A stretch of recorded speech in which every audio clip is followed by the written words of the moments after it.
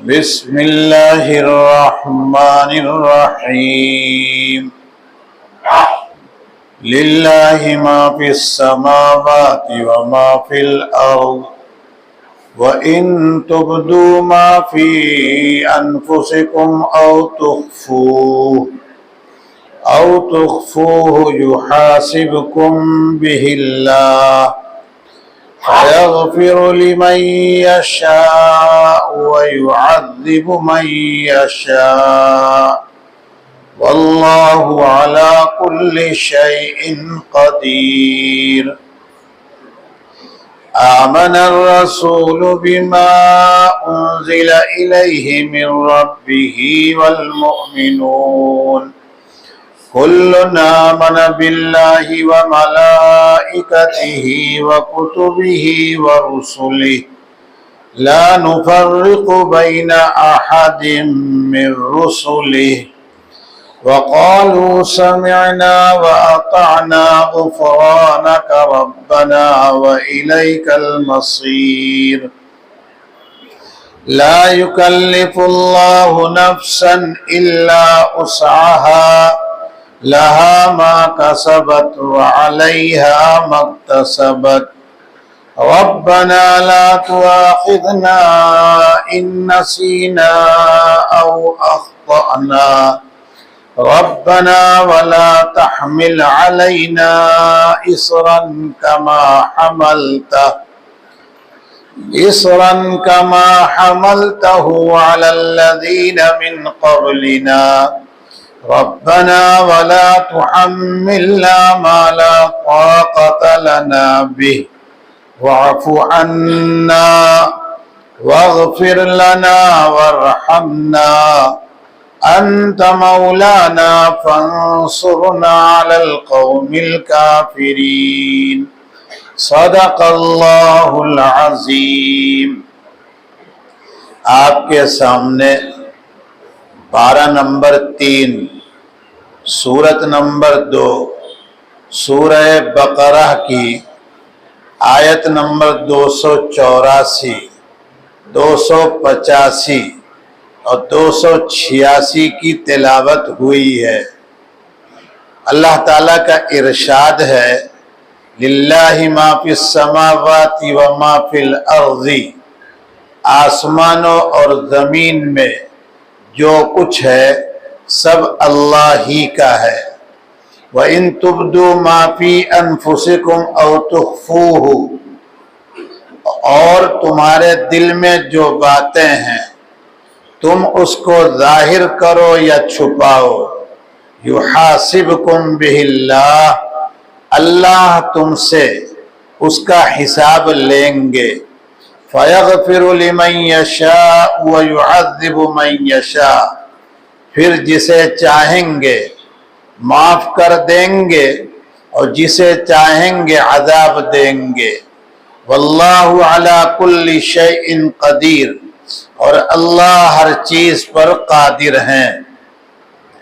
آمن الرسول بما انزل الیہ من ربہ والمؤمنون، رسول اور ایمان والے اس کتاب پر ایمان لے آئے جو ان کے پروردگار کی طرف سے نازل کی گئی ہے.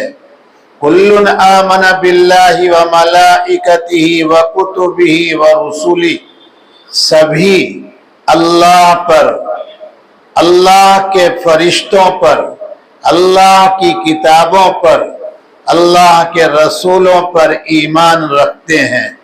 لا نفرق بین احد من رسلہ، ہم اللہ کے رسولوں میں سے کسی کے درمیان فرق نہیں کرتے ہیں. وقالوا سمعنا واطعنا، وہ سب بولے ہم نے سنا مان لیا. غفرانک ربنا، ہمارے پروردگار ہم آپ سے بخشش چاہتے ہیں. وإلیک المصیر، اور آپ ہی کی طرف لوٹنا ہے. لا یکلف اللہ نفسا الا وسعها، اللہ کسی شخص کو اس کی طاقت کے بقدر ہی ذمہ دار بناتے ہیں.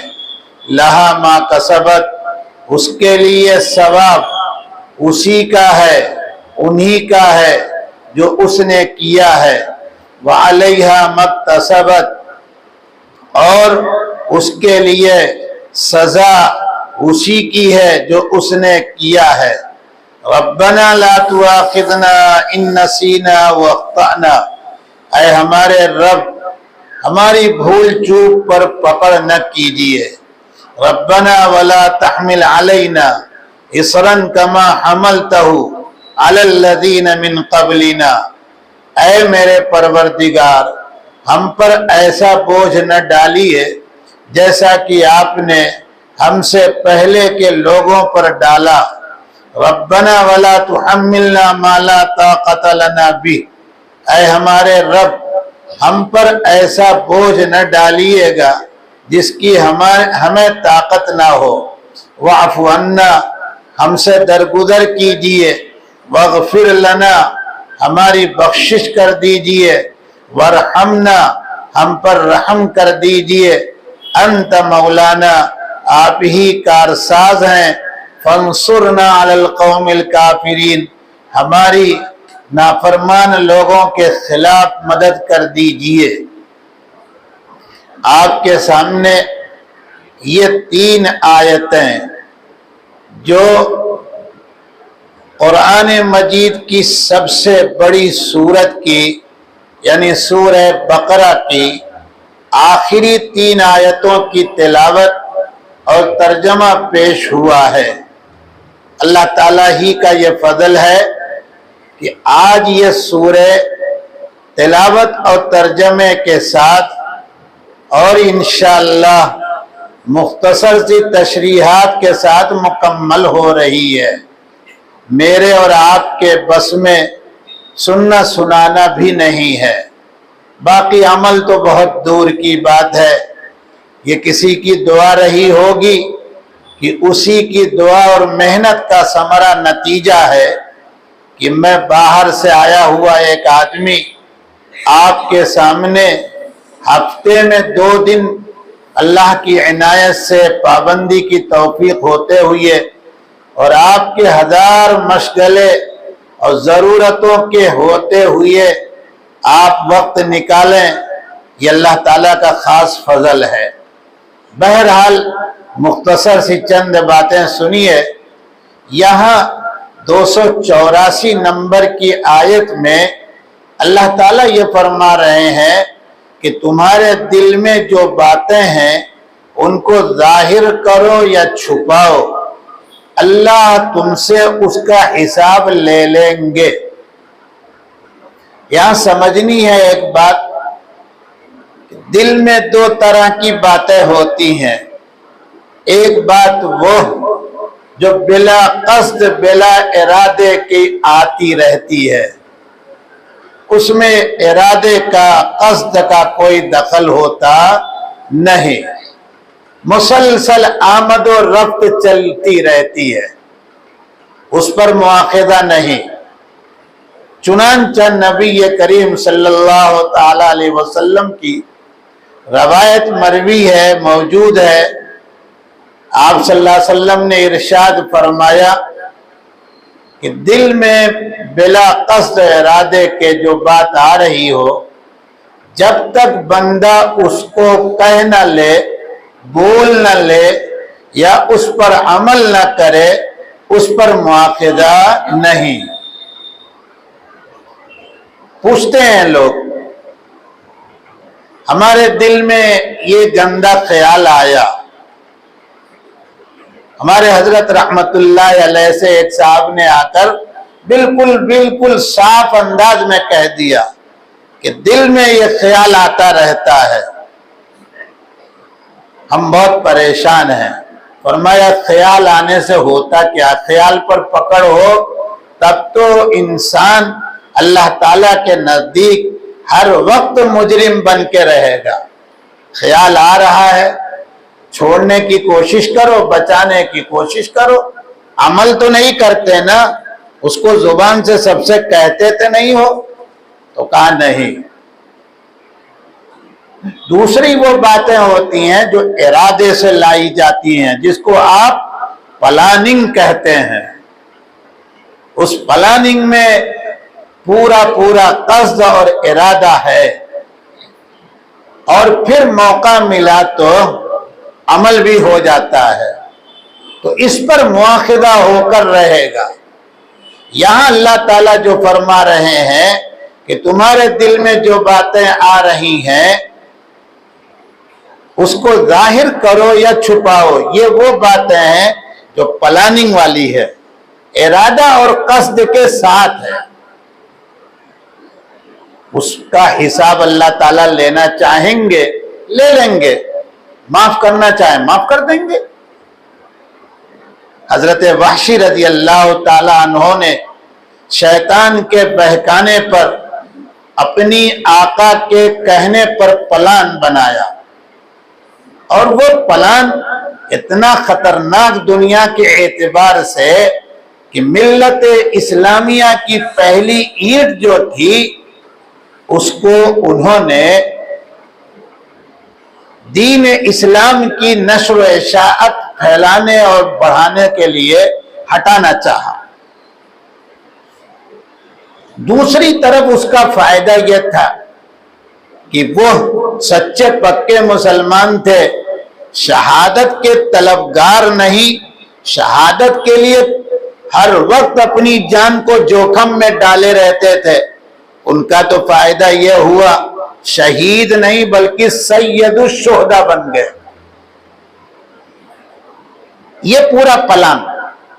लेकिन जब इस प्लान पर अमल के बाद नदामत हुई, शर्मिंदगी हुई, और इमामुल अंबिया की खिदमत में आए, साल 2 साल जब भी आए, तारीख और सन आप देख लेंगे, तो फिर सहाबी बने कि नहीं बने। और कसम खा के कहा कि ये खंजर जहर में फिर बुझा के, बल्कि अब तो डबल टिबल मर्तबा जहर में इसको बुझा के रखूंगा, और जो इस्लाम का सबसे बड़ा दुश्मन होगा उसको इसी से जहन्नम में ढकेल दूंगा। अब आया एक दुश्मन, पैदा किया अल्लाह ताला ने अपनी हिकमत बालिगा से, खत्म नबूवत को साबित करने के लिए उसने चैलेंज किया नबूवत के खत्म को, और कहा मैं भी नबी। सिद्दीक अकबर रजी अल्लाह ताला अन्हु ने अल्लाह के नेक बंदों का दस्ता तैयार किया। जैसे ही कान में खबर मिली, दौड़ते हुए आके कहा मेरा भी नाम पहले रख दीजिएगा। क्या करोगे? तो निकाला जल्दी से और कहा ये है, इसको उस पर इस्तेमाल करना है। और गए, और अल्लाह ताला ऐसे लोगों की बात पूरी करते हैं। हदीस में यही वो लोग हैं कि हदीस में कहा गया कि जब ये किसी काम के करने की कसम खाते हैं तो अल्लाह इनकी बात को पूरा कर देते हैं। और निशाना उसी अंदाज का लगाया और मारा उसी तरह उसी जगह नाप पर कि उस पार हो गया, और मुसैलमा कज़्ज़ाब जहन्नम में फौरन चला गया। और वही जोर से नारा लगा के कहा फुस्तु बिरब्बिल काबा, रब काबा की कसम में कामयाब हो गया। ये है इन तुब्दु की तफसीर। समझ रहे हैं कि नहीं? इरादा है, कस्द है, प्लानिंग है, वो बात को अल्लाह ताला पकड़ना चाहेंगे तो पकड़ेंगे। इसीलिए आगे कहा फयग़फ़िरु लिमन यशा, जो इस तरह का कर ले इंसान बन के और मुझे पकड़ना नहीं है बल्कि माफ करना, तो मैं माफ कर दूंगा। और अगर पकड़ना है तो युअज़्ज़िबु मन यशा, और हर चीज पर कुदरत तो अल्लाह की है। अल्लाह खुद कह रहे हैं कुदरत होना और चीज है और फौरन गला दबा देना और चीज है। जितना पावर वाला होगा असली ताकत वो फौरन पकड़ेगा नहीं। और अल्लाह ताला की ताकत ऐसे ही है। 50 साल फिरऔन को जुल्म करने का चांस मौका दिया। कितने साल?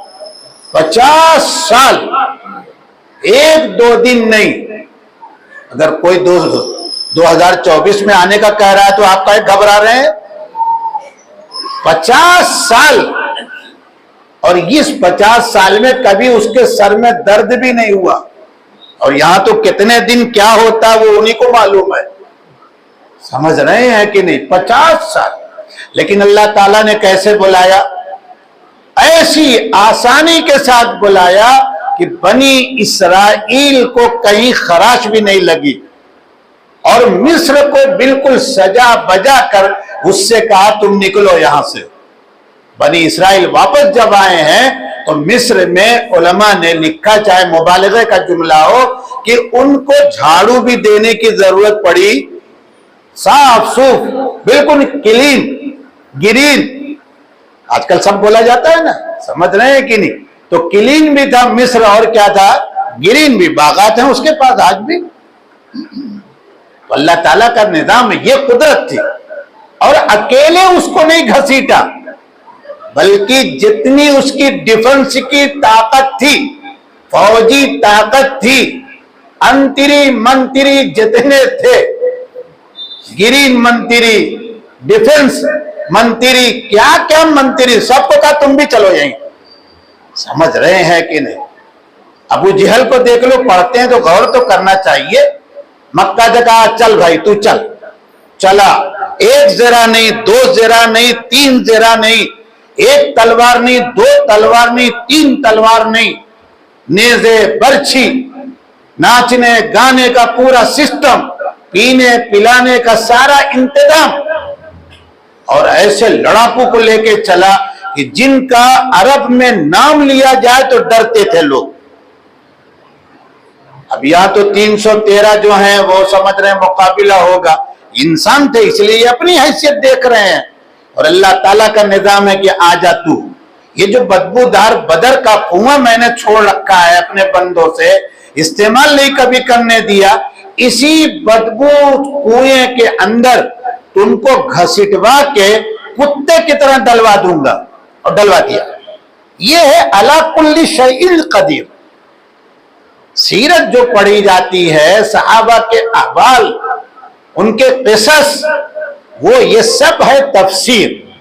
بہرحال چلیے، آمن الرسول بما انزل الیہ من ربی والمؤمنون، رسول اور ایمان والے اس کتاب پر ایمان لائے ہیں جو ان کے رب کی طرف سے نازل کی گئی ہے۔ غور سے سنیے گا،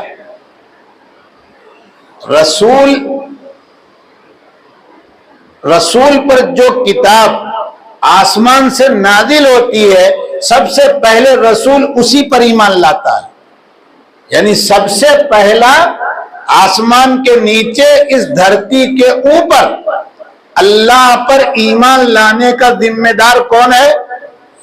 رسول، نبی۔ مسیلمہ کذاب اور یہ ہمارے ہندوستان میں غلام احمد قادیانی جھوٹا کیوں؟ اس کا ایمان خود قرآن پر ہے ہی نہیں، اس کا ایمان اپنی کتابوں پر نہیں ہے جو اس نے لکھ رکھا ہے، بکواس۔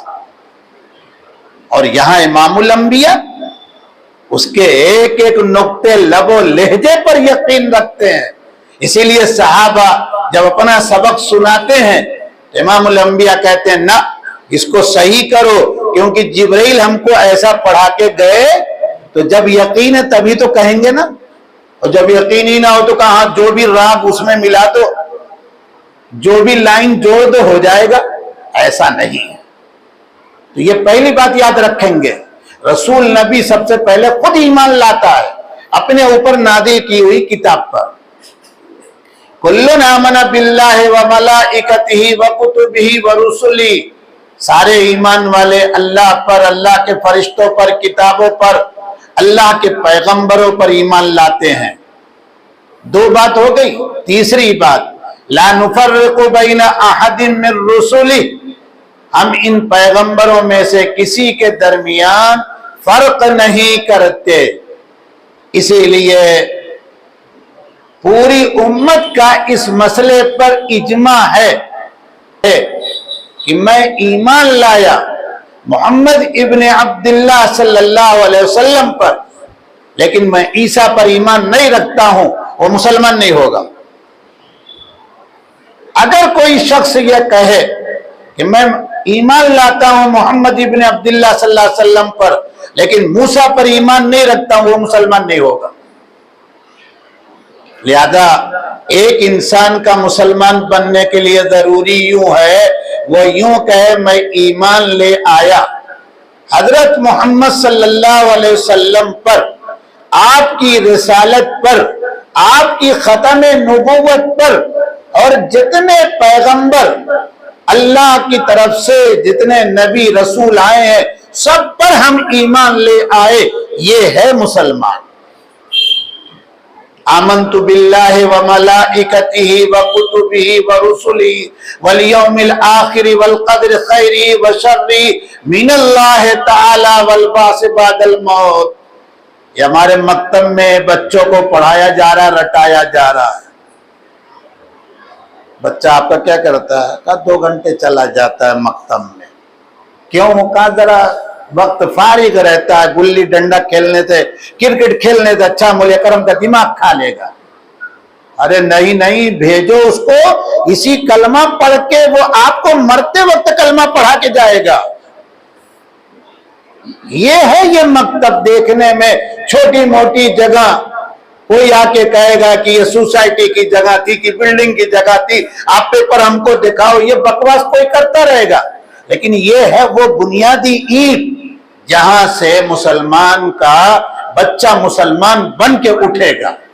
اور پھر یہ بچے کبھی بھی انشاءاللہ یہاں کے 5 سال یعنی ان مکاتب کے 5 سال لگا کے گیا، انشاءاللہ ثم انشاءاللہ ان بچوں میں 99 بچے کبھی کافر نہیں ہوں گے، مشرک نہیں ہوں گے، کبھی دباؤ میں آ کر ایمان کو نہیں چھوڑنے والے ہیں۔ ڈاکٹر بنیں گے یہ، انجینئر بن جائیں گے یہ، کیوں؟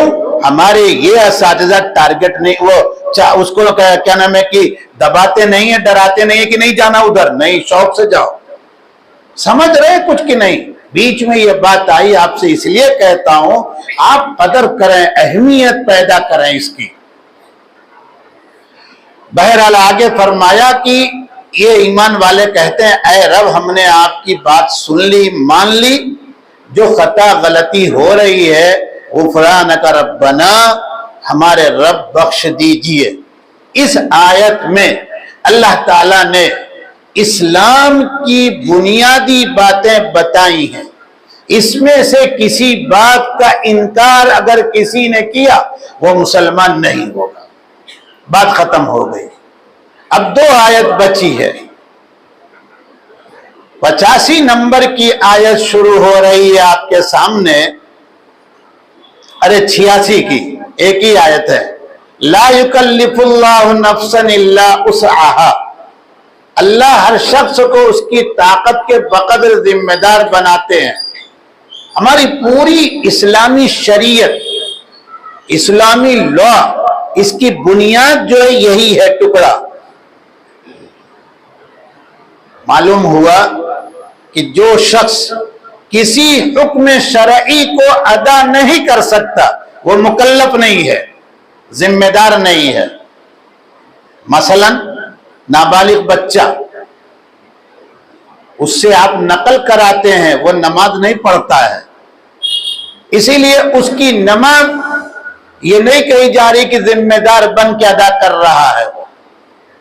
پاگل، وہ آپ کو آ کے تحیہ سنا رہا ہے لیکن ہے پاگل کا پاگل، سویا ہوا آدمی۔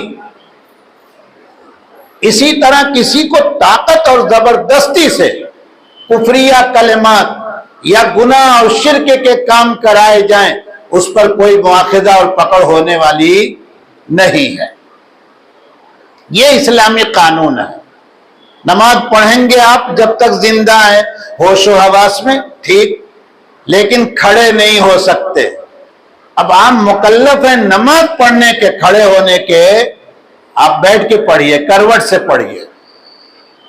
روزہ نہیں رکھ سکتے آپ، بیماری بڑی خطرناک ہے، یا اس عمر کو پہنچ چکے ہیں جہاں ہوش و حواس رہتا نہیں ہے، لیکن فدیہ دینا پڑے گا، اس کے آپ مکلف ہیں یا آپ کا ولی دے گا۔ اس کے بعد فرمایا لہا ما کسبت وعلیہا ما اکتسبت، بہت بنیادی بات کہی ہے، جس نے جو بھی نیک کام کیا اس کا ثواب اسی کو ملے گا، اور جس نے جو گناہ کیا اس کی سزا۔ اللہ تعالیٰ نے یہ قرآن اس ملک میں پوری دنیا میں جو بھیجا اسے ہی آٹومیٹک چلا نہیں آیا، اللہ کی طرف سے پوری حکمت ہے۔ ہمارے ہاں جو لوگ اکثریت میں ہیں، خاص طور سے ان کا وہ طبقہ جو اصل اپنے کو سب کچھ کہہ رہا ہے، زیادہ اس سے اشارہ نہیں کروں گا، ان کے یہاں ان کی کتابوں میں یہ بات لکھی ہے، اگر کوئی شخص پیدا ہوا اور دنیا سے جاتے ہوئے لڑکا چھوڑ کے نہیں گیا، لڑکی سر پہ ہے، تو یہ آدمی نرک سے بچ نہیں پائے گا، نرک دوزخ سے۔ اولاد ہوگی وہ بھی لڑکا، تو وہ کیا کرے گا؟ اس کو سورگ میں پہنچا دے گا۔ یہاں ایسا کوئی قاعدہ وعدہ نہیں بنا ہے کہ مسلمان پیدا ہو اور 5 اس کے لڑکے ہوں، تو ویسے ہی اولاد مسلمان کو زیادہ کہہ رہی ہے کہ زیادہ ہیں، وہ سب جنت میں لے کے چلے جائیں گے، ایسا کچھ ہونے والا دھوکہ میں نہ رہیے گا۔ وہ آیت بھی سنا کیجئے، پوچھا کیجئے، جس میں اللہ تعالیٰ نے میدان حشر کا نقشہ کھینچا ہے، یوم یفر المرء من اخیہ وامہ وابیہ وصاحبتہ وبنیہ لکل امرئ منہم شأن یغنیہ۔ اس دن کے بارے میں تم فکر کرو، دیکھو کون سا دن؟ جس دن باپ سے بیٹا بھاگے گا، بیٹا باپ سے بھاگے گا، بھائی بھائی سے بھاگے گا، حتیٰ کہ بی بی زلیخا بھی شوہر کو چھوڑ کر بھاگے گی۔ سمجھ رہے ہیں؟ جس پر ہم فدا ہیں رات دن، اس سے بھی تم کہو گے کہ نیکی دے دو، کہا جاؤ میاں جاؤ، وہ ہندوستان کا مسئلہ تھا، وہاں ہم تمہارے چکر میں پڑے تھے، یہاں تو ہمارا خود ہی حال برا ہے۔ یہ یاد رکھنے کی ضرورت ہے، قرآن اللہ کا کلام ہے، یہ سمجھ رہے ہیں کچھ کی نہیں؟ اللہ کا دین تماشا نہیں ہے، اس کے علاوہ جتنے بھی دھرم ہیں سب تماشا ہیں، یہ آپ سمجھ کے دماغ میں بات بیٹھا کے رکھیے گا۔ اللہ کا دین عبادت ہے، اس کے احکامات پر عمل کرنے میں نجات ہے، اس کے احکامات پر عمل کرنے کے بعد اللہ کی خوشی ملے گی۔ اللہ جب خوش ہو گیا، وَرِضْوَانٌ مِّنَ اللَّهِ أَكْبَرُ، تو اب اللہ تعالیٰ کہہ دیں جنت میں چلے جاؤ، یا اللہ پاک یہ کہیں کہ یہ ویٹنگ روم ہے وہاں بیٹھو، کہا جائے گا رب آپ تیار، آپ راضی، ہم کو کوئی مطلب ہے؟ ارے سمجھ رہے ہیں کہ نہیں؟ آقا مالک جب راضی ہو تو اب آپ وہاں محل مانگیں گے اس سے، ارے تمہاری خوشی بہت بڑی بات ہے۔ اس کے بعد اب اخیر کی یہ 2-3 سطریں جو بچی ہیں دعائیہ ہیں، اس کا ترجمہ تو ہو ہی چکا ہے، 2-3 بات خالی سن لیں۔ پہلی بات تو یہ، حضرت عطا ایک بڑے تابعی ہیں، حضرت عبداللہ ابن عباس رضی اللہ تعالیٰ عنہ کے شاگرد ہیں۔ ان کی روایت ہے کہ سیدنا جبریل علیہ السلام نے یہ آیتیں جو دعائیہ ہیں جب تلاوت کی تو آپ ہر جملے کے ساتھ، یعنی جب انہوں نے کہا ربنا لا تؤاخذنا ان نسینا واخطانا، تو آپ نے کہا آمین یا رب العالمین۔ معاذ بن جبل رضی اللہ تعالیٰ عنہ مشہور صحابی ہیں، انصاری ہیں، بڑے فقیہ ہیں، ان کی روایت یہ ہے، ان سے مروی ہے کہ جب یہ آیتیں وہ پڑھتے تھے تو وہ آمین کہا کرتے تھے۔ اسی لیے فقہاء نے لکھا ہے، توجہ سے سنیے گا، کوشش کیجئے گا کہ عمل شروع ہو، کہ جب ہم دعا میں یہ دعائیہ کلمات کہیں، چھوٹے لفظوں میں کہوں، جب دعا میں یہ دعا مانگیں تو رک کے آمین یا رب العالمین اور یا صرف آمین کہیں بیچ بیچ میں۔ اور اگر نفل نماز پڑھ رہے ہیں اور یہ آیتیں یاد ہیں، اس کی تلاوت آپ کر رہے ہیں، تو نفل نماز میں بھی آپ ربنا لا تؤاخذنا ان نسینا واخطانا کہا تو آپ اس کے آگے آمین یا رب العالمین یا آمین صرف کہیے، پھر آگے کا جملہ جب پڑھیے من قبلنا تک تو آمین یا رب العالمین، پھر آگے لا طاقت لنا بھی وہاں بھی آمین یا رب العالمین یا صرف آمین، اور اخیر میں فانصرنا علی القوم الکافرین پر پہنچے تو آمین یا رب العالمین کہیں۔ عمل کریں گے انشاءاللہ، طاقت پیدا ہوگی، قوت پیدا ہوگی۔ حضرات صحابہ تابعین نے بڑی امانت کے ساتھ ہم تک یہ ساری باتیں پہنچائی ہیں۔ نسیان اور خطا، نسیان کہتے ہیں بھول کو، جانا تھا ادھر چلا گیا۔ خطا کس کو کہتے ہیں؟ خطا میں آدمی کام کر تو لیتا ہے، کرتا ہے ارادے کے ساتھ، لیکن نیت اس کی ہوتی نہیں ہے۔ مارنا تھا کسی اور کو اور ہاتھ پڑ گیا، یہ ہے خطا۔ انسان دو طرح کے عمل کرتا ہے، بھول کے کہے گا یا غلطی جس کو آپ کہتے ہیں، خطا مانے غلطی، اسی لیے فوراً چلتے ہوئے آپ کہتے ہیں سوری سوری۔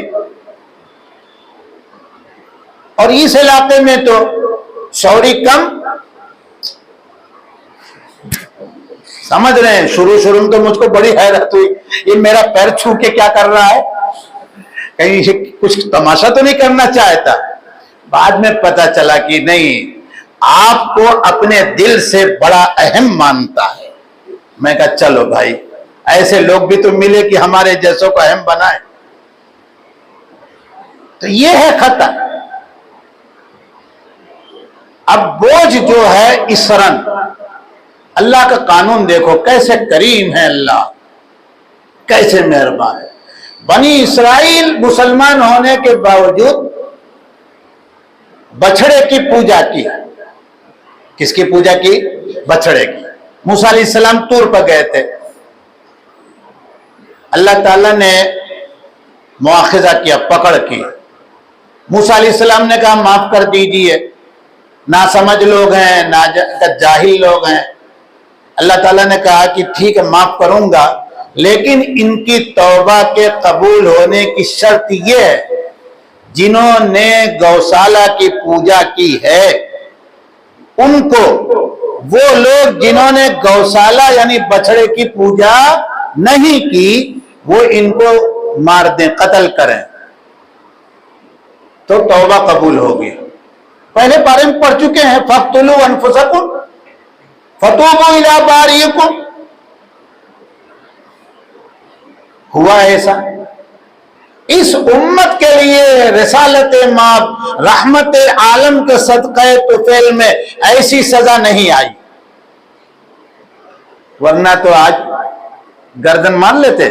ارے میاں، اگر کسی نے کبھی کہہ دیا تو اسی کی گردن مار دیتے جا کے، کہ نہیں ہم تو مسلمان وہ ہیں جہاں یہ پیشانی اللہ کے علاوہ بھی جھکتی رہے۔ آپ کو ادھیکار نہیں یہ کہنے کا کہ ہم کافر ہو گئے، مشرک ہو گئے، یہ حال ہے۔ لیکن بنی اسرائیل کے وہ ایمان والے جو موسیٰ علیہ السلام کے ساتھ پکے ایمان والے تھے، وہ اپنی جگہ ڈٹے رہے اور اپنے رشتہ داروں کو، بیٹوں کو، باپ کو انہوں نے قتل کیا۔